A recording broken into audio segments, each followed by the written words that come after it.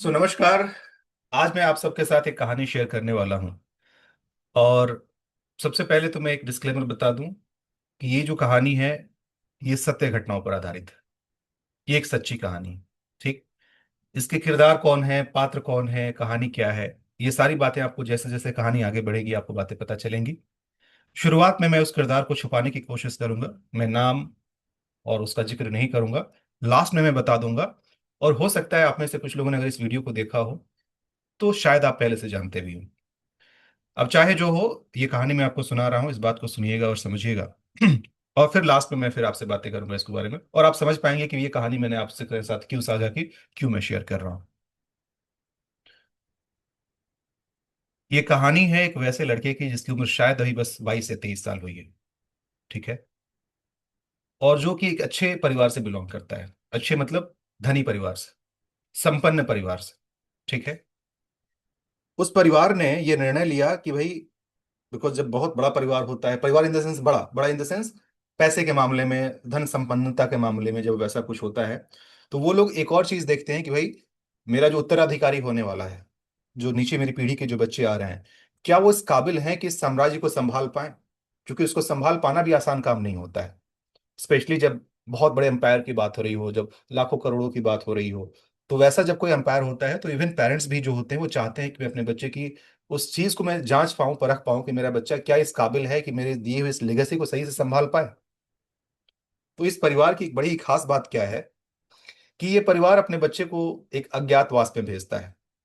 अगर आपको महाभारत की कहानी याद हो तो महाभारत की कहानी में शर्त रखा गया था कि जो वनवास हो और वनवास के बाद 1 साल का अज्ञातवास, 1 साल या 6 साल जो भी था, सो 1 साल का वो अज्ञातवास था। 1 साल ही था आई बिलीव। अज्ञातवास के दौरान आप कहीं अनजान जगह पे जा रहे हैं, अनजान जगह पे रह रहे हैं, कोई आपको पकड़ नहीं पा रहा है। और फिर उसके बाद से अगर आपने उसको कर लिया तो आपको राजपाट मिलेगा, समथिंग लाइक दिस। तो ठीक उसी तरीके से इस परिवार की क्या बात है कि इस परिवार का तरीका था कि भाई मैं अपने बच्चे को कुछ टर्म्स कंडीशन दूंगा और इस टर्म कंडीशन पे अगर वो खरे उतरते हैं तभी वो परीक्षा पास कहलाएंगे। ठीक है। और ये टर्म कंडीशन क्या है, सुनिएगा ध्यान से। कंडीशन ये है कि आपको अपनी एक नई पहचान बनानी है।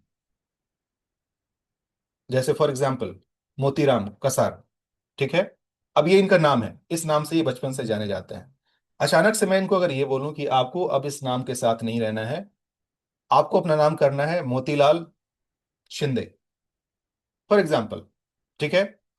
और अपने शहर, अपने गांव को छोड़ करके किसी दूर अनजान जगह जाना है और वहां जाकर के आपको 1 महीने तक सरवाइव करना है। ठीक है। सरवाइव किस तरीके से?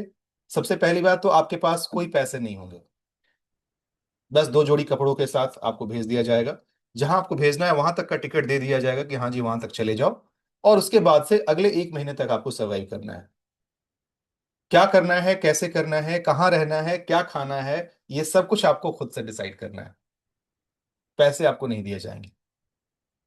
इस 1 महीने में शर्त यह है कि आपको 4 अलग अलग तरीके के काम करने हैं। चाहे तो नौकरी हो जाए, चाहे व्यापार हो जाए, चाहे जो कुछ हो जाए, बट 4 अलग अलग तरीके के काम करने हैं आप।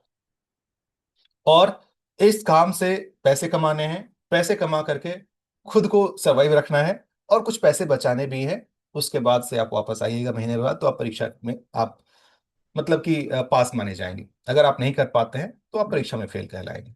ठीक है। ये घटना है। कमेंट करके आप लोग बताइएगा, क्या आपने इस कहानी के बारे में सुन रखा है, क्या आपको पहले से इसके बारे में बताया है, मैं इसकी किसकी कहानी बता रहा हूँ। इतना बता दूं कि ये सच्ची बात है, सच्ची घटना पर आधारित है ये। और जो बातें मैंने सुनी है मैं वही बातें यहाँ पे रखूंगा, सिर्फ मैंने नाम और पात्र को छुपाया है जो मैं बाद में आप सबको बता दूंगा। अगर किसी ने इसके कहानी के बारे में सुनी है, जो लोग इसको रिकॉर्डिंग में देख रहे हैं, वो जरूर बताइएगा कि मैं किसका जिक्र कर रहा हूँ। ठीक है। अब सुनिए कहानी की शुरुआत कैसे होती है कि एक बहुत ही धनी परिवार का लड़का, 22-23 साल का लड़का है, जो जहां का रहने वाला है उससे काफी दूर एकदम से अनजान जगह पे उसको भेज दिया जाता है। ठीक है। उसको भेजा जाता है सिक्किम, जो उसके राज्य से काफी दूर है। और सिक्किम जाने के लिए डायरेक्टली जो फ्लाइट उसके नहीं होते हैं, तो जो नियरेस्ट एयरपोर्ट होता है फ्लाइट के लिए वो होता है बागडोगरा। बागडोगरा वो सिलीगुड़ी के पास में पड़ता है। तो वहां तक का उसको फ्लाइट का टिकट करके उसको भेज दिया जाता है। वहां से बागडोगरा से फिर वापस सिक्किम जाने के लिए, यानी गैंगटोक जो वहाँ की राजधानी है, वहां जाने के लिए फिर 4 से 6 घंटे के आसपास लगते हैं। जो नॉर्मल जो गाड़ी होती है वो कमांडर और सुमो उस तरह की गाड़ियों में लोग बैठ करके जाते हैं वहां से। जब वो वहां पहुंचता है उसके पास पैसे नहीं होते हैं, उसको सिर्फ टिकट भर का आपकी, हाँ टिकट दे दिया गया। तो थोड़ा सा प्यार वश में ना, एक्सक्यूज मी, जो उसका भाई उसे छोड़ने के लिए आया हुआ था एयरपोर्ट पे, वो प्यार वश चुपचाप से उसको 500 रुपए दे देता है कि ये लेकर के जाओ, कहीं तुमको मुश्किल दौर में काम आएगा। ये बच्चा पैसा तो ले लेता है, बट इसके मन में एक बात आती है कि अगर मैंने इस पैसे को रख लिया तो ये मेरे उसके खिलाफ होगा। मतलब चूंकि टर्म्स तो ये रखा गया है कि पैसे नहीं लेने हैं, तो चलो मैं एक काम करता हूँ, मैं पैसे को खत्म ही कर देता हूँ। तो एयरपोर्ट के अंदर जाते ही वो 500 रुपए का कुछ बर्गर या कुछ खरीद के खा लेता है, मतलब पूरे पैसे खत्म। ठीक है, उसके पास पैसा बोल के कुछ भी नहीं है। अब वो फ्लाइट के अंदर बैठता है, उसके दिमाग में यही चल रहा होता है कि मैं करीब करीब शाम को मैं 2-3 बजे के आसपास पहुंचूंगा वहां पे बागडोगरा में दोपहर को। फिर वहां से जाते जाते मेरे को करीब बन जाएंगे 7-8 घंटे 4-5 घंटे लग जाएंगे। तो इस बीच में मैं क्या करूं, कैसे करूं?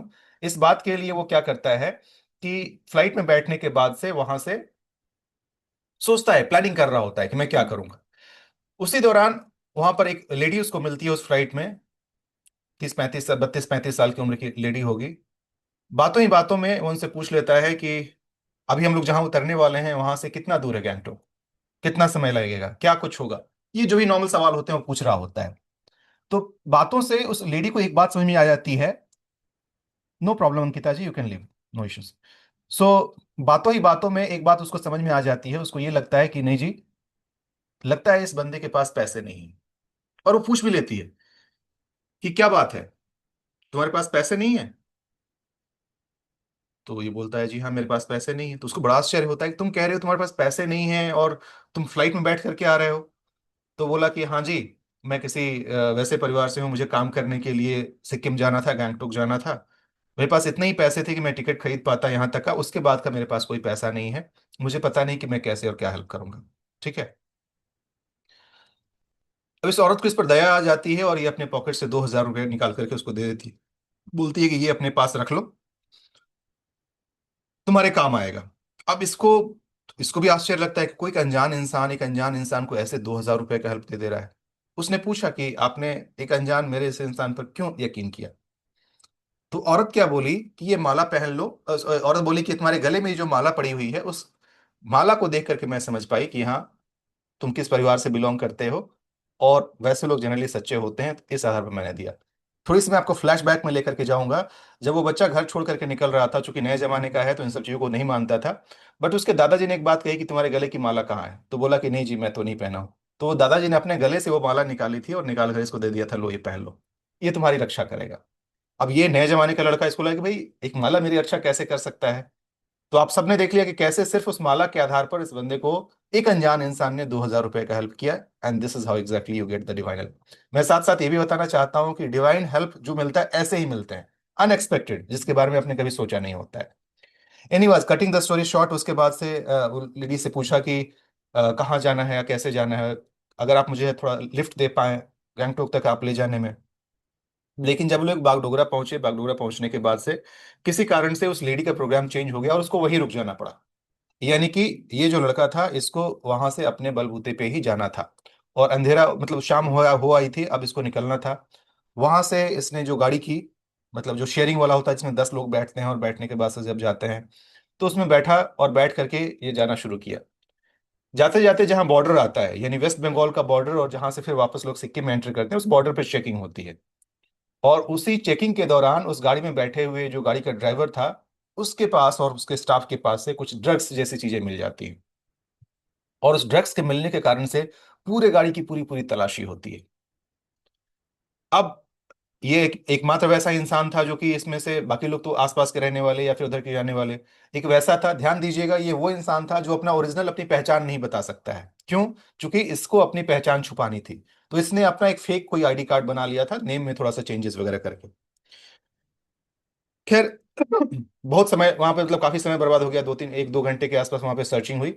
और इसका खामियाजा ये भुगतना पड़ा कि काफी रात हो गई। और समझिएगा, सिक्किम जाकर के, गैंगटोक जाकर के सबके पास कहीं ना कहीं ठिकाना है, अपने घर या कहीं और कोई होटल वगैरह। ये कोई इंसान है जिसके पास कोई वहां पर जाकर बैकअप नहीं है। अगर वो समय पे पहुंच पाए तब तो जाके कुछ अप्रोच करे, कहीं कुछ करे। और होते होते रात को 10 बज गए। और बहुत समय के बाद से इसको यहाँ से छुट्टी मिली, फिर इसके बाद से सब लोग गाड़ी में बैठे गए। जब तक ये गैंगटोक पहुंचा, और गैंगटोक एक पहाड़ी शहर है, और जो लोग पहाड़ों को जानते हैं, पहाड़ में लोग जल्दी सो जाते हैं। 8 बजे मतलब वहां पर रात हो जाती है। तो 9, 9:30 बजे तक ऑलमोस्ट लोग खा पी करके अपने बेड में चले जाते हैं। वहां पर जब वो पहुंचा तो स्टैंड पूरा क्लोज, कुछ भी नहीं वहां। वहीं पर पास में एक मैकडी था, मैकडोनल्ड का जो रेस्टोरेंट होता है, वो अभी ऑलमोस्ट क्लोज ही होने वाला था। वो वहां पर गया, और जाने के बाद से बोला कि सीधे मैं खाना मांगूंगा तो लोगों को लगेगा कि यार भिखारी है कोई। तो गया और जाकर के बोला कि आप चूंकि रेस्टोरेंट खुली हुई है तो क्या आपके पास कोई काम मिलेगा मुझे। तो लोगों ने इसको आश्चर्य से देखा, यूं रात को आ रहे हो और आकर के बोल रहे हो कुछ काम मिलेगा क्या।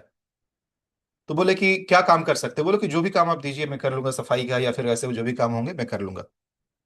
तो बोले ठीक है, कोई आईडी कार्ड है तो अपना आईडी कार्ड दो, मैं तुमको वेरीफाई करूं। अब इसके पास तो नकली वाला आईडी कार्ड था, इसने अपना नकली वाला आई कार्ड दे दिया। बट वो लोग भी ऐसे नहीं रखेंगे, वो अपने डेटाबेस में उसके नाम को डाल करके वेरीफाई कर रहे थे। अब किसी का नाम, जैसे मैंने मोतीलाल कसार जी का नाम था, उनको वहां पे मैंने मोतीराम कर दिया, टाइटल चेंज कर दिया। तो चेंज नाम से तो वो इंसान मिलेगा नहीं। उन्होंने काफी सर्च किया और उसके बाद से उनको लगने लगा कि नहीं, ये तो कोई फेक फेक बंदा है। अब चूंकि आजकल के जमाने में फेक चीजें, टेररिज्म, ये सब चीजें हैं, कहीं ना कहीं उन लोगों के दिमाग की घंटी बजी। और वो बोले कि एक काम करो, तुम थोड़ी देर के लिए रुको यहाँ पे। ये बोला कि कोई बात नहीं, अगर आपके पास काम नहीं है, आप मुझे नहीं देना चाहते हैं तो मत दीजिए, मैं जाता हूँ। बोले कि नहीं नहीं, जाना कहीं नहीं, तुम यहीं पे वेट करो। और उसका जो मैनेजर था वो धीरे से बाहर निकला और उसने शटर गिरा दिया शॉप का। ठीक है, यानी कि उसके स्टाफ और ये बंदा अंदर ही अंदर बंद है। ये बाहर निकला, बाहर निकल करके इसने पुलिस को कॉल किया। पुलिस को बुलाया, क्यों कि भाई मुझे इस बंदे पर शक है, ये टेररिस्ट हो सकता है, आप आइए और आकर के बताइए। अच्छा, एक मजे की बात बताऊं, इस बंदे के पास फोन भी नहीं था, इसको फोन भी नहीं दिया गया था। वो उस डील का हिस्सा था कि आपको फोन, आपको हमसे कोई कांटेक्ट नहीं रखना है, कुछ भी नहीं करना है, बिना फोन के आप जाइए और जाकर के ऐसे कीजिए।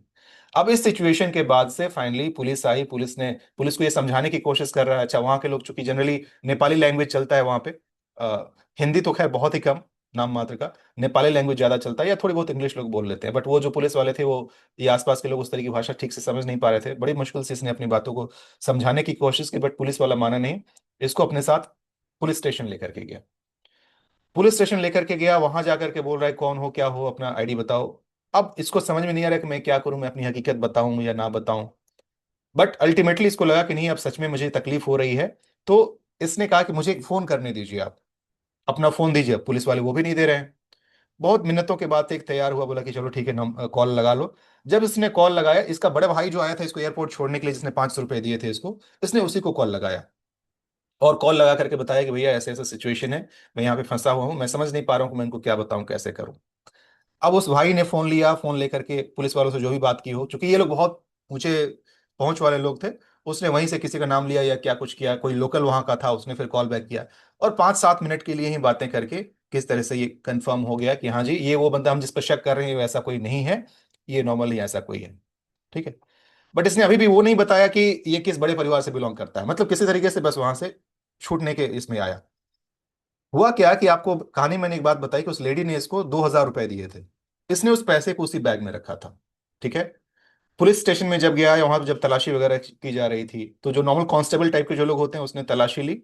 और उसके ऊपर का जो इंस्पेक्टर है, उससे उसके भाई की जो भी फोन पे बात हुई होगी। जब इसको छोड़ा गया और अपना सामान लेकर के जब वहां पे निकलने की कोशिश कर रहा था, इसने अपने बैग को सर्च किया, इस बैग में पैसे ही नहीं थे। 2,000 रुपए जो डाला गया था उसमें था ही नहीं। अब क्या हो सकता है, आप ही बताइए, संभावना क्या है। संभावना ये है कि भाई जो कांस्टेबल जो तलाशी कर रहा होगा, तलाशी के दौरान उसको 2,000 मिले होंगे, चुपचाप लेकर के उसने निकाल लिया होगा। ठीक। अब इसने ये बात सामने जिस इंस्पेक्टर से उसकी बात हुई थी उसको बताई कि सर देखिए, ऐसे ऐसे, मैं ब्लेम नहीं कर रहा हूं, बस मैं ये बताना चाह रहा हूं कि ऐसे इसमें 2,000 रुपए थे, अभी नजर नहीं आ रहे हैं। तो पुलिस इंस्पेक्टर ने उस कांस्टेबल को बुलाया कि देखो भाई साहब क्या बता रहे हैं कि इनके बैग में पैसे थे। ये बोला कि तुम मुझे चोर समझते हो, मुझे पागल समझते हो। और ये उल्टा उसको ब्लेम करे, लाओ मैं तुम्हारा बैग सर्च करता हूँ। वो गया, बैग सर्च किया और बैग में से पैसे निकल आए। अब समझ रहे हैं कि पैसे कैसे निकल आए, पहले नहीं थे अभी कैसे निकल आए। इस बंदे को लगने लगा कि भाई मैं पकड़ा जाऊंगा। तो उसने चुपचाप वो पैसे उस बैग के अंदर वापस डाल दिए, और खुद ही निकाल करके दिखा रहा है कि देखो तुम्हारे बैग के अंदर ऑलरेडी पैसे हैं। और चूंकि वो फ्रस्ट्रेटेड था, चूंकि उसकी चोरी कहीं ना कहीं पकड़ी जा रही थी, तो फ्रस्ट्रेशन में उसने जोर का एक तमाचा मारा इसके गाल के ऊपर। ये वो बंदा है, समझिएगा, जो बहुत ही बड़े रईस फैमिली से बिलोंग करता है, जिसने आज तक एक हल्का सा भी थप्पड़ ना खाया हो कभी भी। उसको आज एक पुलिस के कांस्टेबल ने वहां पे थप्पड़ मारा। इमेजिन कीजिए कि क्या इसके मन में चल रहा होगा, कैसी क्या बातें चल रही होंगी। एनीवेज, अब ये कुछ नहीं कर सकता था, चुपचाप वहां से निकला। पूछा उन्हीं लोगों से, पुलिस वाले से ही पूछा कि देखिए रात को 12-1 बज चुके हैं, मेरे पास जाने का रहने का कुछ नहीं है, एक बस जगह बता दीजिए जहां पे एटलीस्ट जाकर के मैं अपनी रात गुजार पाऊं। उन्होंने ही पास के किसी धर्मशाला के बारे में बता दिया। इमेजिन कीजिए, महलों में रहने वाले इंसान जिसको कि अभी एक वैसे धर्मशाला में रहना पड़ रहा है जिसमें एक कमरे के अंदर 20 लोग सोए हुए हैं।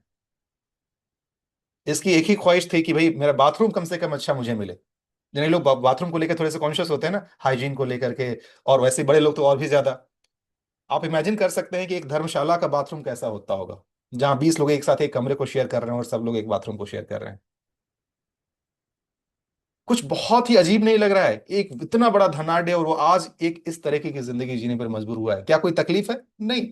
बस एक परीक्षा है, इस परीक्षा को पास करने के लिए। जब ये सारी बातें हुई तो इस परिवार का जो मुखिया है, मतलब इस पूरा एक बहुत बड़ा परिवार है, उस परिवार के जो मेन मुखिया हैं, उन्हीं को ये सब निर्णय लेना होता है। तो उन तक जब ये बात पहुंची तो उन्होंने कहा कि बेटा, ये मैंने ही तुमको भेजा है, कोई बात नहीं, तुम छोड़ दो, तुम वापस आ जाओ, हम कल ही तुम्हारा टिकट कर रहे हैं। तुमको ज्यादा कुछ करने की जरूरत नहीं है, बस कल तक, आज रात तुम गुजार लो, कल सुबह कहीं मैं फ्लाइट के टिकट भेजता हूँ, तुम वापस आ जाना। अब देखिए इस बच्चे ने क्या कहा। कहा कि उसके मतलब बड़े पापा थे, वो बोला कि बड़े पापा, अगर आप, मैं जानता हूं कि ये करना मेरे लिए कोई जरूरी नहीं है, बाकी भाइयों ने कर रखा है, मैं नहीं करूंगा तो भी चलेगा, ये कोई मैंडेटरी नहीं है। लेकिन अगर मैंने ये नहीं किया तो क्या मैं अपने आप से आंखें मिला पाऊंगा? बाकी सारे भाइयों ने कर लिया है, मैं ही इकलौता हूं, मैं उस सबसे परिवार का सबसे छोटा बच्चा है, मैं ही इकलौता हूं जिसने अभी ये नहीं किया जो इस मुहिम पर आया हुआ। नो डाउट कि कोई मुझे कुछ नहीं बोलेगा, लेकिन क्या मैं अपने आप को जवाब दे पाऊंगा? और दूसरी बात, कि जो सबसे अच्छा होना था वो भी हो गया है। एक अनजान इंसान जिसके पास 1 रुपए नहीं है, अचानक से एक औरत आती है, उसे 2,000 रुपए दे देती है। क्या ये बहुत बड़ी बात नहीं है? और जो सबसे बुरा हो सकता था वो भी हो गया है। एक इंसान जो इतने लाड प्यार से पला है, आज तक कोई उंगली नहीं उठाया उसके ऊपर, उसको पुलिस थाने जाना पड़ गया, एक थप्पड़ भी खाना पड़ गया। इससे बुरा क्या हो सकता है? तो सबसे जो बुरा हो सकता है वो भी हो गया, जो सबसे अच्छा हो सकता है वो भी हो गया।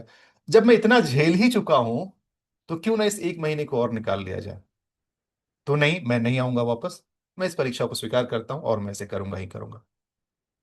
अगले दिन सुबह जब वहां पे बैठा हुआ था तो उसी के दौरान वहां गया, रात अपनी बिताई, और सुबह उठ करके उसके प्लानिंग में था कि आसपास के सिक्किम, अगर कोई गैंगटोक के यहाँ जानने वाले लोग हैं, कमेंट करके बताइएगा, जो भी लोग गैंगटोक के हैं या फिर जो लोग गैंगटोक को जानने वाले हैं। गैंगटोक का जो सबसे फेमस जगह है उसको मॉल रोड बोलते हैं। सारे हिल स्टेशन पे होता है जो सबसे फेमस, सबसे ऊंची जगह पे जो होता है, तो एक मॉल रोड है वहां पर, और वहीं पे टूरिस्ट का हब होता है। और बहुत ही खूबसूरत सा जगह है, एक बड़ा सा, मतलब प्लेटफॉर्म जैसा पूरी ऊंचाई के ऊपर बना हुआ। और वहां पर जाकर के बहुत सारे लाइन से बहुत सारे शॉप्स बने हुए हैं, बैठने की जगह है, और टूरिस्ट स्पॉट है बेसिकली। तो इस बंदे ने क्या किया कि जा करके वहां पर अलग अलग सारे शॉप्स में जा जा करके पूछने की शुरुआत की कि क्या आपके पास मेरे लिए कोई काम है। एक दुकान, दो दुकान, तीन दुकान, ऐसे ऐसे करके करीब करीब 40 दुकानों में उसने पूछा सबसे कि क्या आप मुझे कोई काम दे सकते हैं। दो दुकान वालों ने कह दिया कि हाँ जी, मैं काम दे दूंगा। एक था, वो था रेस्टोरेंट वाला, जो ढाबा वगैरह होता है वो रेस्टोरेंट वाला। और एक था, वो था कपड़े की दुकान वाला। कपड़े की दुकान या सोने की दुकान, ऐसे ही थे, मतलब अलग अलग कहानी है, शायद थोड़ा सा मैं बोल रहा हूँ, मैं बता दूंगा। तो पहला जो था वो था रेस्टोरेंट वाला। अब ये रेस्टोरेंट में, चूंकि ये गुड लुकिंग था, अच्छा था, पर्सनालिटी थी, उसको जो ड्यूटी दी गई वो ऑर्डर लेने की, जो लोग आते हैं ना पहले कि आपसे क्या खाना खाएंगे, ऑर्डर लेते हैं, वो सारा उसकी ड्यूटी दी गई। इसको पूरा ब्रीफ किया गया, समझाया गया, इसने उस चीजों को समझा और धीरे धीरे करके वहां का काम सीखने लगा। वहां पे कंडीशन यही तय हुई थी कि जो दिन का तुम्हारा जो भी चार्ज है वो तुम्हारा जो पूरा काम कंप्लीट कर लोगे तुमको मिलेगा, मतलब महीने भर बाद मिलेगा। बट हाँ, हम तुमको रहने और खाने का इंतजाम कर देंगे, यानी कि रहने के लिए जो होता है। अच्छा, एक बात यहाँ पे कि उसके जो बड़े पापा जो थे उन्होंने कहा कि देखो, अब सिचुएशन कुछ थोड़ा अलग हो गया है, तो एक छूट मैं देता हूँ तुम्हें कि तुम अपने लिए एक मोबाइल फोन खरीद सकते हो। पहले वाले में था कि नहीं, मोबाइल भी नहीं रखना है। इन्होंने कहा कि नहीं, बहुत दिक्कत हो जाएगी, एक एटलीस्ट कॉन्टैक्ट नंबर तो होना चाहिए कि इन केस ऑफ इमरजेंसी हम तुमको कांटेक्ट कर पाए या तुम हमें कांटेक्ट कर पाओ। तो इसको भी देखिए, बोला कि ठीक है, मैं मोबाइल मोबाइल फोन मैं लूंगा भी तो छोटा वाला लूंगा। ठीक है, जो सबसे छोटा वाला जो होता है, किसी तरीके से करके उसने छोटा वाला अपना वो 1,000 रुपए के रेंज के अंदर में अपना छोटा वाला फोन खरीदा और अपने पास उसको रखा। उसमें हल्का सा कैमरा जो था वो सब, उससे उसने उस जगह की वीडियो बनाई है जहां पर रखने के लिए उसको दिया गया था। अगेन, एक छोटा सा corner room, double decker bed बने हुए, उसमें लोग लेटे हुए हैं। मतलब कि उसमें सच पूछिए कि आप भी देख लेंगे तो आपका मन नहीं करेगा कि उस रूम में आप रुक पाए। बट उस रूम के अंदर वो रुका, वहां पर काम किया। और वहां के भी उसके एक्सपीरियंसेस अच्छे नहीं रहे। वहां पे भी जब वो काम करना शुरू किया, तो चूंकि ये गुड लुकिंग था, थोड़ा स्मार्ट था, तो कस्टमर इससे बात करना चाहते थे, इसको इनवाइट करते थे, बैठो मेरे साथ। वहां पे ड्रिंक्स भी सर्व करना होता था, कुछ कस्टमर नशे में बैठा कर, अरे तुम तो मेरा भाई है, तू तो मेरा बेटा है, मेरे साथ बैठ। आइडियली वेटर्स जो होते हैं उनको अलाउ नहीं होता वो गेस्ट के साथ बैठे और खाना खाएं। बट कितनी बार जब ऐसा हो गया तो उसका मैनेजर देख रहा था, मैनेजर ने कहा कि कैसे तुमने ये कर लिया, उसको डांट लगाई वहां पे। फिर बाद में अगले ही दिन उसने उसको अपने रूम में बुलाया, यानी कि मैनेजर ने उसको अपने जहां रहते थे लोग वहां रूम में बुलाया, और वो भी नशे की हालत में था। इसको पकड़ के इसको अच्छी खासी रैगिंग ली, जैसे रैगिंग करते हैं ना, गाना गाओ मेरे लिए, डांस डांस करो, तुम ऐसा क्यों करते हो, मैं तुमको मार डालूंगा, ऐसे ऐसे करके धमकियां दी उसने। ये लड़का सच में डर गया कि पता नहीं अब ये लोग कुछ भी कर सकते हैं, बाहर की जगह है। बट किसी तरीके से इसने वहां पर 4-5 दिन तक काम किया। और फिर जब इसको लगने लगा कि नहीं अब यहाँ पे सरवाइव करना मेरे लिए मुश्किल है, वो चुपचाप उस जगह को छोड़ के चला गया। जब शुरुआत में उसने सर्वे की शुरुआत की थी तो 2 दुकानों ने उसको हाँ कहा था कि हाँ जी मैं आपको काम दे दूंगा। पहला ये वाला ढाबा वाला जहां से कि ये अपना निकल गया। अच्छा, मजे की बात, यहां से इसको कोई पैसा नहीं मिला, क्योंकि ये अचानक से छोड़ के भागा था तो इसको वहां से कोई पैसा मिला नहीं। दूसरी जगह जहां पर कि एक, हाँ वो सोने की दुकान का था, ज्वेलरी दुकान वाला था, उसने कहा था कि ठीक है मैं तुमको मौका दे दूंगा।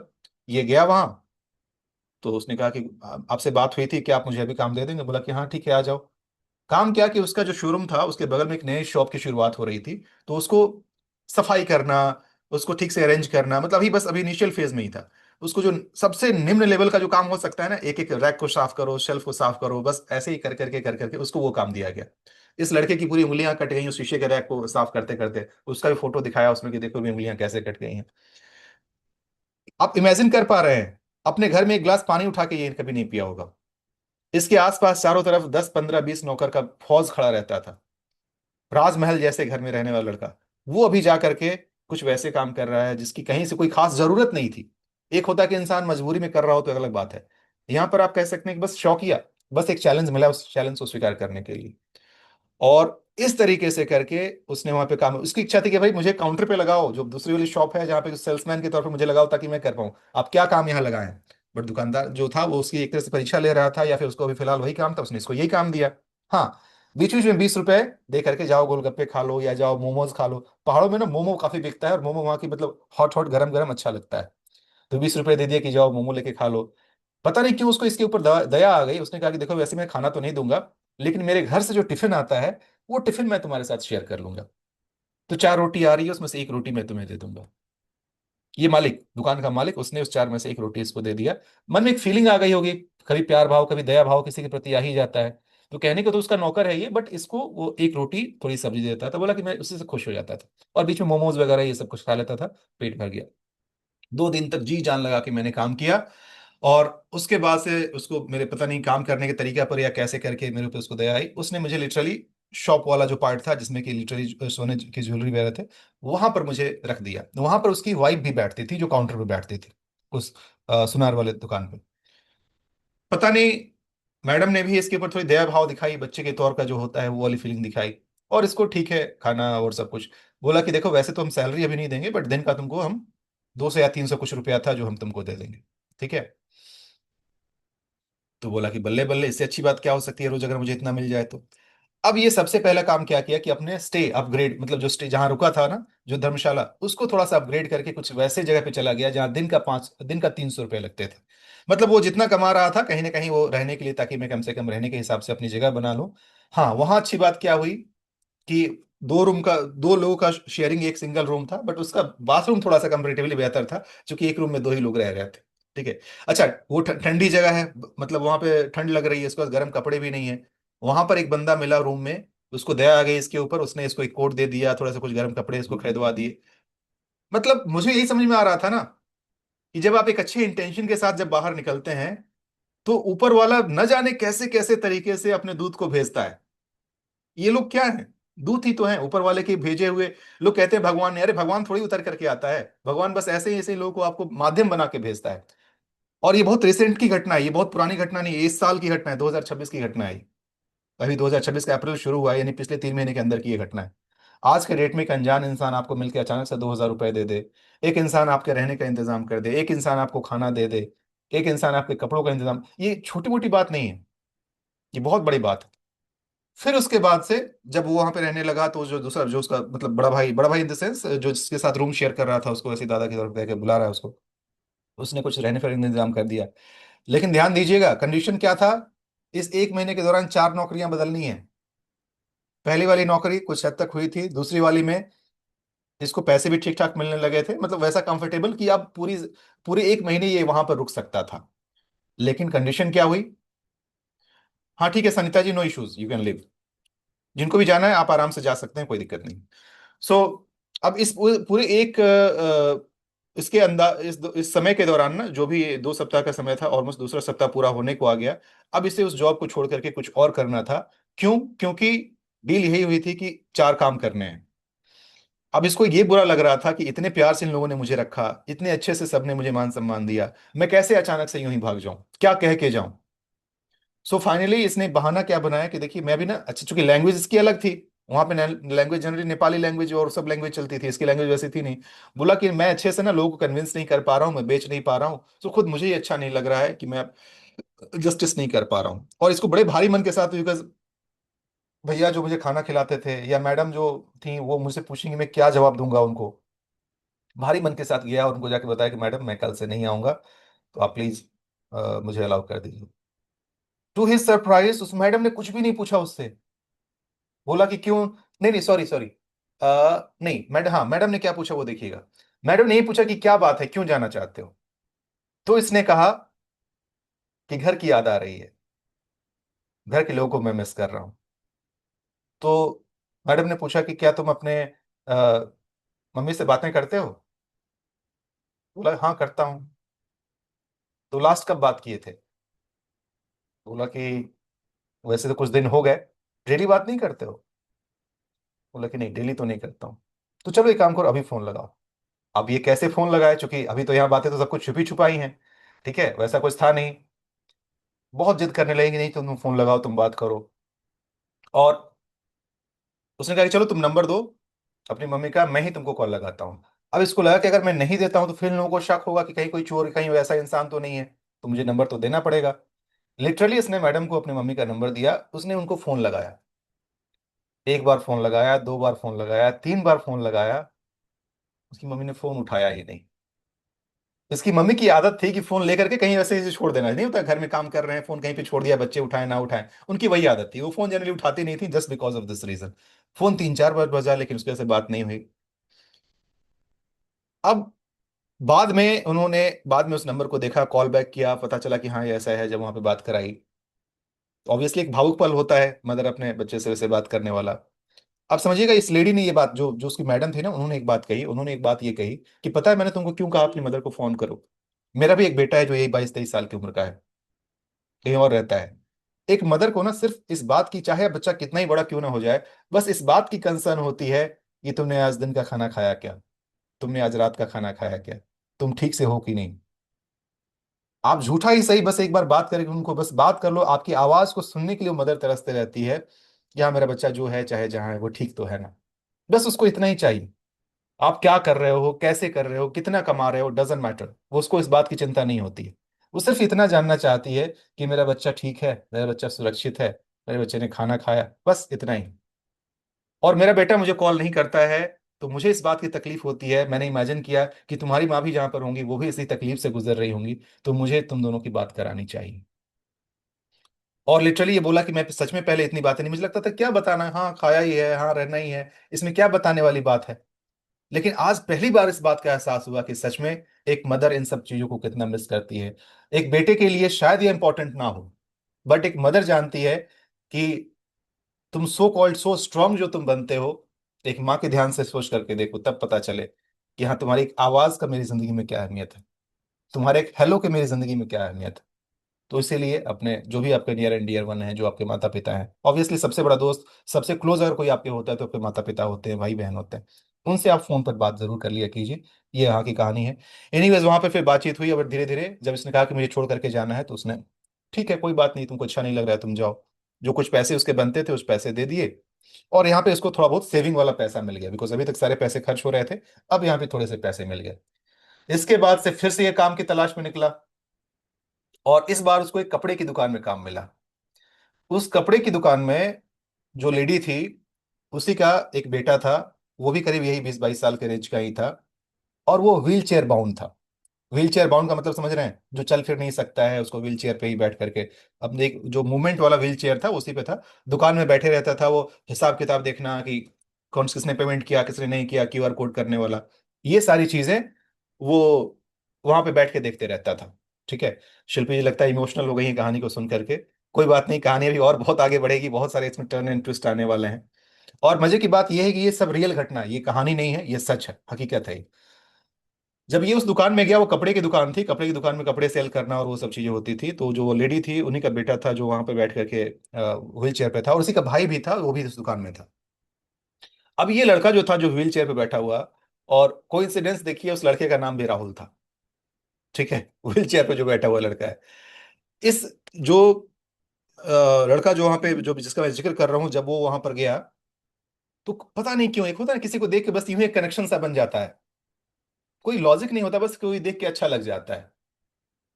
एक असहाय सा बालक व्हील चेयर पर बैठा हुआ, पता नहीं इसको उसके प्रति दया भाव आ गई, या उसको भी इसके प्रति एक कनेक्शन फील हुआ। अभी ये जब कपड़े की दुकान पे काम कर रहा होता तो कभी बीच में आके इसको खाना खिला देना, बीच में आकर के, हाँ, तो करता क्या था, उस बच्चे का जो टिफिन आता था, उस लड़के का, व्हील चेयर वाले लड़के का जो टिफिन आता था ना, वो बोलता था, अच्छा वो ठीक से बोल भी नहीं पाता था, मतलब चूंकि वो लकवा या ऐसा कुछ बात थी, तो ठीक से बोल नहीं पाता, इशारे से तू तू तू, मतलब तुम मुझे खिलाओ। वो इसको खाना खिला रहा है, तो भी वही 2 रोटी में से बोलता था, नहीं, 2 रोटी तुम मेरी खाओ और 2 मुझे खिलाओ। इस तरीके से करके आपसी एक बॉन्ड बना। मतलब वो बच्चा है जो कि व्हील चेयर वाला, जो कि टॉयलेट भी खुद से नहीं जा सकता है, तो उसको थोड़े हेल्प की जरूरत पड़ती है, चला जाता था बट ऊपर उठ के आने में तकलीफ होती थी। तो उसने एक बार उसको जाना था नीचे, वो नीचे गया, बट नीचे तो चला गया बट ऊपर उठ के नहीं आ पा रहा, तो उसने आवाज लगाई वहीं से, मतलब हल्ला करना शुरू किया। उसका भाई वहां पे बैठा हुआ है, बड़ा भाई, वो नहीं जा रहा है, और मुझे यानी कि ये जो लड़का जो दुकान में आया हुआ है, उसको जा करके उसको लेकर के आ। ये बोला कैसा भाई है यार, मैं एक अजनबी, मुझे इस बच्चे से प्यार हो गया, मैं इसको इतना हेल्प कर पा रहा हूँ, और ये जो उसका सगा भाई है वो इसको हेल्प नहीं कर पा रहा है। मैं गया नीचे जा करके बच्चे को वहां से उसको हेल्प किया, उठाया, उसको ला करके वापस व्हील चेयर पर बैठाया, और इस तरीके से उसने आपस में, मतलब एक तरह का बॉन्डिंग बना, वहां कुछ दिन तक रहा। बीच में दोपहर के समय में थोड़ी देर के लिए जो लड़का था व्हील चेयर वाला, वो दुकान से निकल करके अपने व्हील चेयर में बैठ के ही ना, वो जो मॉल रोड है उसमें एक चक्कर लगाते रहता था। तो इसने पूछा कि, ये जो लड़का था इसने पूछा, कहाँ जाते हो तुम? तो ये बोला कि अपनी गर्लफ्रेंड से मिलने जाता हूँ। वो व्हील चेयर का जो लड़का है वो बोल रहा है कि मैं अपनी गर्लफ्रेंड से मिलने जाता हूँ। कौन सी गर्लफ्रेंड थी? कोई गर्लफ्रेंड नहीं, इमेजिनरी। वो अपने आप को खुश करने का एक बहाना ढूंढ लिया था कि हाँ जी मैं बस यूं ही जा रहा हूँ। ऑब्वियसली उसका कोई गर्लफ्रेंड नहीं हो सकता है, बिकॉज वो जिस हालत में है वैसा, अपने मन को खुश करने का उसने बहाना ढूंढ लिया था। ठीक है। फोन वगैरह पे गेम खेलते रहता था या हिसाब वगैरह देखते रहता था, तो इन दोनों में कुछ दिनों तक उसी तरह की बातें चली। यहाँ भी कुछ पैसे वगैरह का जो भी था इसका पर दिन के हिसाब से वो हुआ। अब इसको लगा कि भाई मेरा तीसरा काम हो गया, अब मुझे कुछ और करना है, क्योंकि अब धीरे धीरे समय भी नजदीक आ रहा है। और अब लगा कि नहीं, बहुत काम कर लिया मैंने, अब मैं कुछ बिजनेस करूंगा। अब क्या बिजनेस की जाए? इन दिनों के बीच में इसने सर्वे कर करके ये बात पता कर ली थी कि कौन सी वो दुकान है जहां सबसे अच्छी चाय मिलती है उस इलाके में। और ऊपर अगर आप जाएंगे तो जो टूरिस्ट स्पॉट है, ऑब्वियसली टूरिस्ट स्पॉट काफी महंगे होते हैं और हर चीजें महंगी मिलती हैं। तो जो सबसे ऊपर का जो जगह था, वहां पर एग्जैक्टली चाय की कोई वैसी शॉप नहीं है, मतलब है तो रेस्टोरेंट जैसा है नॉर्मल, जो उसकी छोटी छोटी दुकान जहां आप जाके चाय पी लें, वैसा नहीं है वहां पे। तो देखिए कितना तेज दिमाग है इसने, गैप क्या देखा कि एग्जैक्टली वहां पर चाय पिलाने वाला कोई नहीं है। कुछ पैसे जो इसने जमा किए थे, उसमें से करीब 650, मतलब 800 रुपए का कुछ थर्मस फ्लास्क जो होता है ना मिल्टन वाला, तो उसने गया दुकान वाले से बार्गेन किया, और बार्गेन करके उससे 650 रुपए में उसने थर्मस फ्लास्क खरीद लिया। चाय की दुकान जहां उसको चाय सबसे अच्छी लगी थी, वहां गया और वहां जाकर के बोला कि भाई ऐसे ऐसी बात है, मैं आपसे ज्यादा चाय लूंगा, बट आप दूसरों को 10 रुपए की देते हैं, आप मुझे बस 8 रुपए की चाय दे दीजिए। उसने मना कर दिया, बोला कि मैं क्यों दूं भाई, मेरी दुकान तो इतनी अच्छी चल रही है, मैं इतना कर ही नहीं पाऊंगा, तुम देखो मेरे पास टाइम नहीं है, फुर्सत नहीं है। अब ये उसके पीछे पड़ गया, नहीं नहीं भैया प्लीज, ऐसे ऐसे करके किसी तरह करके उसने उसको मना लिया। और जो छोटी वाली कप थी, जो 100 ml वाली जो कप होती है, इसने एक दिमाग लगाया कि 100 ml की कप की जगह पर इसने 80 ml वाला कप लिया, उससे थोड़ा और छोटा वाला, जो पेपर वाला कप होता है ना, वो कप। एक हाथ में थर्मस, और इधर से ये कप वाले चीजें, वो ले करके ऊपर भर लिया, और भर करके चला गया ऊपर, जो ऊपर वाला पार्ट जहां पर टूरिस्ट लोग आते हैं, सबके पास जा जा करके, गरम ताजी अदरक वाली चाय मेरे पास आए, अपना कुछ एक कोटेशन ऐसे ही बनाया और बेचना शुरू किया। पैसे कितने? अब ध्यान से सुनिएगा, बिजनेस परिवार का लड़का है, ये कैसे बोल रहा है? बोल रहा है कि जो आप देना चाहें, और वो भी पीने के बाद चाय अच्छी लगे तो बोले क्या ऐसा कैसे, ऐसा कोई होता है क्या कि जो आप देना चाहें? और वो भी बोला कि देखिए, चाय पीने के बाद से अगर आपको ये चाय लगी, बेसिकली मैं क्यों कर रहा हूँ, बिकॉज शरीर से तो देख के को लोगों को लग रहा था कि चाय बेचने वाला नहीं लग रहा है, वो तो देख के लोगों को पता चल ही रहा था, बट वो उस समय की बात थी। तो इसने एक बात कही कि मैं इसको इसलिए दे रहा हूं क्योंकि मेरे मेरा मकसद है गरीब लोगों को हेल्प करना। तो इस चाय को बेच के जो भी प्रॉफिट मुझे मिलता है ना, उस पैसे के कुछ हिस्से से मैं गरीब लोगों को खाना खिलाता हूँ। तो इसको पीने के बाद से अगर आपको ये चाय अच्छी लगे तो आप जो पे करना चाहें आप कीजिएगा। तो ऑब्वियस सी बात है, जो टूरिस्ट जाता है वो पैसे खर्च करने के लिए जाता है। और एक टूरिस्ट को पता है कि जो मिनिमम किसी कप के चाय की दाम हो सकती है वो 10 रुपए होते हैं, कम से 10 रुपए से नीचे तो कुछ होता नहीं है। तो इसने मनी मन कैलकुलेट कर लिया कि इंसान खराब से खराब भी होगा तो भी 10 रुपए तो दे ही देगा ना। और चाय की कीमत कितनी पड़ रही थी इसको? 8 रुपए। लागत इसकी अपनी कुछ थी नहीं, इसने बस वो थर्मस लिया था, लोगों के ऊपर छोड़ दिया कि बस यही सी ऐसी बात है, आप मुझे जो पे करना चाहें आप मुझे पे कर सकते हैं। ऑब्वियस सी बात है, ऐसी बातें सुन करके कोई 10 रुपए तो नहीं पे करेगा, कोई 20 रुपए, कोई 50 रुपए, कोई 100 रुपए। इस तरीके से लोग उसको देना शुरू कर दिए। मजे की बात, उस इलाके में चाय बेचना मना है, म्यूनिसपैलिटी वाले अलाउ नहीं करते हैं। क्योंकि लोग पी पी के हुए गंदा जो कर देते हैं ना, तो बीच बीच में पुलिस वाले घूमते हैं और घूम करके इस तरीके से रुकते हैं। ठीक है।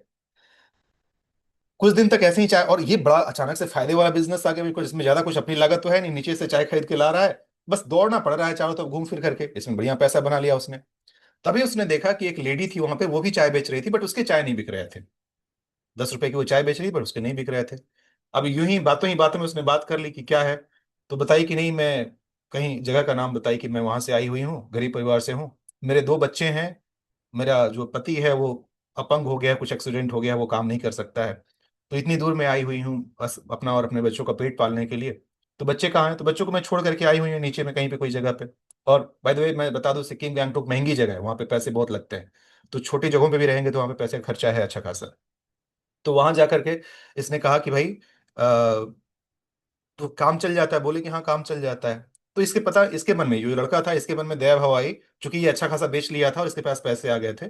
तो इसने कहा कि ये लो 200 रुपए मेरी तरफ से बच्चों के लिए। अब वो औरत क्या जवाब दे रही है? और कही देखो, पैसे देना चाहते हो तो मेरे से चाय पियो और चाय के 10 रुपए दो, मुझे तुम्हारा एहसान नहीं चाहिए। मेरी मेहनत के कमाई के जो पैसे बनते हैं वो देना चाहो तो 1 कप चाय पियो, 2 कप चाय पियो, 5 कप चाय पियो, और मुझे मेरे हिस्से का पैसा दे दो, मुझे बस उतना चाहिए, मुझे तुम्हारे 200 रुपए नहीं चाहिए। इसको क्या स्वाभिमान है। एक गरीब इंसान जो 1 1 कप चाय बेच करके 2 2 रुपए 3 3 रुपए बचा रही है, उसको मैं सामने से पैसे दे रहा हूं, ये नहीं ले रही है। इसने कहा कि मैं तुमको उससे बड़ी चीज देता हूँ, जाओ मैं प्रॉमिस करता हूँ अब मैं यहाँ पर चाय नहीं बेचूंगा, क्योंकि मेरे कारण से तुम्हारे चाय की ये सेल नहीं हो पा रही है ना। मैं अब ये चाय तुमको नहीं मैं अब यहाँ पे चाय नहीं बेचूंगा। अब तुम अपने हिसाब से, तुम यहाँ के मतलब शेरनी तुम हो, अब तुम्हें यहाँ पर चाय बेचो। ठीक है। बाय द वे, ये चोरी छुपे लोग चाय बेचते थे, वहां पे अलाउ नहीं है बिकॉज कोई भी वो चीज करना। ठीक है। ये इसने उसको छोड़ दिया, उसके नाम पर चलो तुम करते रहो। लेकिन अभी भी करीब 5 6 दिन बाकी थे, अभी इसको 1 महीना पूरा होने में, कुछ और तो करना ही करना था। अब देखिए फिर क्या दिमाग लगाया इसने। कुछ लोगों का शौक होता है ठंडे जगहों पे जाके आइसक्रीम खाना। आप में से कोई है जिनको ठंडे में आइसक्रीम खाना पसंद है? शाबाश, गुड। तो कुछ लोग हैं जो कोट जैकेट पहने रहेंगे बट उसमें भी वो आइसक्रीम खाना पसंद करते हैं। ये एक अलग तरह के लोग होते हैं। यस, क्या बात है, वर्षा जी अभी हैं यहाँ पे, यस। तो इसने दिमाग लगाया अगेन, चूंकि वो महंगी जगह है वहां पर वैसा कोई है नहीं, एक आइसक्रीम पार्लर था ऊपर में ही। बट वहां जा करके, बिकॉज लोग क्या चाहते हैं कि मैं जो होते हैं पार्क में आप बैठे हुए हैं, बेंच लगा हुआ आप बैठे हुए हैं, चाय वाले अपने आपके पास आ जाते हैं, मूढ़ी वाले जो तो अच्छा लगता है, चलो टाइम पास के लिए 10 20 50 रुपए का खा लेते हैं। इसने कहा कि वैसे तो कोई दुकान है नहीं बट दूर में कहीं पे एक आइसक्रीम पार्लर है। तो उसने दिमाग लगाया कि अगर मैं जा करके वहां से आइसक्रीम खरीदूं और इन लोगों को सप्लाई करूं तो बड़ी अच्छी बात हो जाएगी। अच्छा, आइसक्रीम एक ऐसी चीज है जो तुरंत के तुरंत पिघल जाए अगर आप उसको ठीक से अगर आप केयर ना करें। तो आइसक्रीम को ठीक रखने के लिए जो बॉक्स आता है, जो उसका थर्मस फ्लास्क होता है, वो अगेन बड़ा महंगी चीज है। अब इसके पास तो उतने पैसे नहीं कि इन्वेस्ट कर पाए। देखिए क्या दिमाग लगाया। बगल में जूते की एक दुकान थी, एडिडास की। जूते की दुकान में क्या बोला कि बस में एक खाली डब्बा मुझे दे दीजिए। कार्टन जो होता है ना उसका खाली डब्बा लिया, उसमें 6 छेद किए उसने, गोल गोल से छेद, कोन जो होता है ना आइसक्रीम का कप वाला जो उसके अंदर डाला जा सके, वैसे उसने 6 छेद कर लिए जिसके अंदर आइसक्रीम का कप या कोन डाला जा सके। और डब्बे को ऐसे पैक कर लिया उसने। और 60 रुपए दे करके उसने एक पैम्पलेट प्रिंट करा लिया। उसमें 3 तरीके के आइसक्रीम के, बटर स्कॉच और इस तरीके का 2 3 आइसक्रीम का उसमें उसने प्रिंट करा लिया। नीचे में कहीं कीमत लिखी हुई नहीं थी, सिर्फ 3 तरीके का आइसक्रीम। दुकान वाले के पास जाकर के उसने दाम पता कर लिया था। दुकान वाले के पास जो आइसक्रीम मिल रही थी वो मिल रही थी 20 रुपए की, 30 रुपए की और 50 रुपए की। इसने उसको कर दिया 40 रुपए 60 रुपए 70, मतलब कुछ वैसे ही दो तीन अलग अलग दाम, ठीक से मुझे दाम याद नहीं आ रहा है। मतलब थोड़ा बढ़ा करके 2 20 रुपए महंगे ऐसे करके उसने दाम लिखा दिया। अब देखिए, अब चूंकि इसको आइसक्रीम अगर अपने साथ लेके घूमना पड़ता है तो इसको मेंटेन करना पड़ता है। ये लोगों के पास जाता है और जाकर के बोलता कि क्या आप आइसक्रीम खाना, अपने स्लोगन एक यूनिक स्टाइल में, कि क्या आप आइसक्रीम खाना पसंद करेंगे। तो उसमें जो लोग हाँ बोल देते, तो ठीक है कितने का। तो चूंकि दाम उसने जो पैम्पलेट थे उस पर दाम नहीं लिखा था, सामने वाले को देख करके उसके हिसाब से बताता कि आप ये वाला लीजिए या इसकी इतनी कीमत है। जनरली वो 60 रुपए वाला ही पिच करता, जिसकी कीमत उसको वैसे वहां 30 रुपए में पड़ रही थी, यहाँ पे वो 60 रुपए में बेच रहा था, वही वाला पिच करता। बट कभी जब कोई बोलता कि नहीं उतना नहीं पे करना है, तो उसको फिर वो 30 वाले को फिर 40 रुपए 50 रुपए ऐसे करके बेच रहा था वो। तो वैसे बताया था। लोगों को क्या लगता है कि इसमें से डब्बे में से निकालेगा आइसक्रीम और निकाल करके देगा। बोला कि नहीं, मैं एकदम फ्रेश और ताजा अभी कभी बना के लाऊंगा, आप बैठे रहिए। वहां बैठा हुआ है, पैसा भी नहीं ले रहा है, सिर्फ ऑर्डर ले लिया, जिसने बताया तुरंत भाग करके गया, दौड़ करके वहां से आइसक्रीम के शॉप पर जाकर वो आइसक्रीम ली उसने, लाया, इसको दे दिया। सामने वाले को क्या चाहिए, टूरिस्ट के लिए 20 25 रुपए कोई बड़ी बात नहीं होती है, सामने वाला जानता है कि 20 रुपए महंगा है, फिर भी वो दे देगा क्योंकि वो खर्च करने के लिए आया हुआ है। बैठे बिठाए उसको आइसक्रीम मिल गई, और बात में तेज है ही, बातें किया, कितने लोग खुश होकर के उसको कुछ टिप दे दिए, कितने लोग कुछ कर दिए। ये सबसे बड़ा प्रॉफिटेबल बिजनेस था। एक ही दिन में बंदे ने 2,000 रुपये, 1800 से 2,000 रुपये एक दिन में कमाया। करना ही कुछ नहीं है, वहां से आइसक्रीम उठाना है, लोगों को दे देना है, बीच में ऑलमोस्ट डबल का प्रॉफिट। और इस तरीके से ये काम भी चल गया। अब कुछ लोग कंफ्यूज हो रहे हैं, कल देखा तुम चाय बेच रहे थे, आज देखा तो तुम ये आके बेच रहे हो, तुम हो कौन, कर क्या रहे हो। बोला कि भाई गरीब इंसान हूं, बस जहां से पैसे मिल जाएं तो मैं वो कर लेता हूं। इस तरीके से करके ये अपना, ये सब कुछ अपना करने लगा। लास्ट में करते करते करते करते आखिरी दिन आ गया। अब इसके जो बड़े पापा थे वहां पे, उन्होंने कह दिया, अच्छा इनके बड़े पापा का दबदबा इसलिए बिकॉज पूरे फैमिली के मुखिया वो हैं, तो इवन इसके जो अपने पापा हैं वो भी, जब तक ऊपर उनके मतलब बड़े पापा का वो अलाउ ना आ जाए तब तक ये कुछ नहीं कर सकते हैं, कुछ वैसा सीन, मतलब एक बड़ी फैमिली और फैमिली बॉन्डिंग जिसमें कि बड़े का उतना मुखिया का वो जगह है। लास्ट जो दिन था तब इसके बड़े भाई ने फोन किया, इसको बताया कि भैया तुम्हारे बड़े पापा आ रहे हैं तुमको लेने के लिए, वो लोग आ जाएंगे, आके रिसीव करेंगे। ऑब्वियस सी बात है, ये लोग आएंगे तो ऐसे थोड़ी आएंगे, सीधे हेलीकॉप्टर से ही, वहीं से बस उड़ान भरा, सीधे आया बागडोगरा। बागडोगरा से उसके घर के लोग, उसकी भाभी, उसकी चाची, मतलब जो भी लोग 4 5 लोग थे वो सबको ही वहां पर उसको लेने के लिए आ गए बागडोगरा। बागडोगरा से हेलीकॉप्टर में वो उड़ान तो भर लिए, लेकिन मौसम खराब होने के कारण से वो गैंगटोक में लैंड नहीं कर पाए, तो वापस फिर से उनको जाकर के बागडोगरा में लैंड करना पड़ा। अब सुबह में बहुत एक्साइटेड है, खुश है कि आज मुझे घर जाना है, आज मुझे वापस जाना है, अपने तैयार होकर के वहां पर आया। लेकिन अभी इंतजार कर रहा है कि अब आएंगे अब आएंगे अब आएंगे, फिर उसको लगा कि इतनी देर में वेट करूं, चलो उससे बेहतर कुछ बेच ही लूं थोड़ा सा, कुछ पैसे और, आज आखिरी दिन है, कुछ पैसे और बना लूं। इसका बोला कि अब मैं क्या बेचूं। अच्छा उस दिन मौसम थोड़ा ठंडा हो गया था तो उस दिन आइसक्रीम बिकी नहीं, तो बोला कि मैं जाके दीदी को सॉरी बोल दूंगा, दीदी मतलब जिसको चाय बेचने से इसने मना किया था कि मैं अब चाय नहीं बेचूंगा। बोला कि आज आखिरी दिन है, आज मैं चल करके उनको मना कर दूंगा, बोल दूंगा कि सॉरी आज भर के लिए बेच लेने दीजिए, इसके बाद से मैं नहीं बेचूंगा। तो फिर से थर्मस लिया और थर्मस लेकर के वो चाय बेचने निकल गया। उस दिन थोड़ा सा वहां पे कोई फेरी वाले नजर नहीं आ रहे थे। अब इसको थोड़ा सा लगा खाली खाली, क्या बात है। होता क्या है कि बीच बीच में वहां पर ना रैंडम चेक होता है, म्यूनिसपैलिटी वाले पुलिस वाले आकर के रेड मारते हैं, चेक करते हैं, और ऐसा कोई पकड़ाता है तो फिर उसको पनिश करते हैं। बाकी जो फेरी वाले हैं, चूंकि उनका रोज का काम है तो वो एक्सपर्ट है, उनको पता चल जाता है कि किस दिन पुलिस आने वाली है, किस दिन पुलिस नहीं आने वाली है। उस दिन पुलिस आने वाली थी, ये बात इसको नहीं पता थी। उन लोगों को पता थी तो वो लोग नहीं आए थे। अकेला ये शेर बन करके एकदम सब चारों तरफ बेच रहा है। कुछ घंटों में अब इसे वापस जाना है, तब तक पुलिस आ गई और आकर के इसे पकड़ लिया कि भाई तू यही काम कर रहा है, यहाँ पे अलाउड नहीं है, पता नहीं है, और सब कुछ लेकर के।